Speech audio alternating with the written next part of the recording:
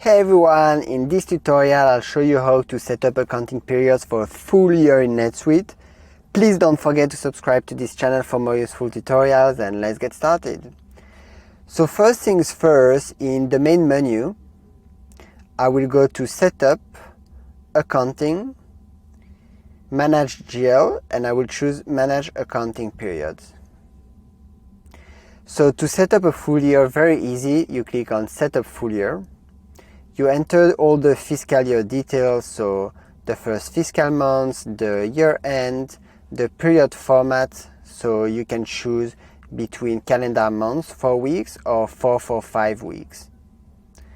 If you find this video helpful, please like it. And then on the right hand side, you will see year in period name. So you select whether to use the starting or ending year in the period name. Once you've made that choice, please visit coleno.com for more tools and information to enhance your accounting processes. And the last checkbox is the 1 day year end adjustment period. So you check this box if you want a standalone adjustment period for the last day of the fiscal year. Two important considerations.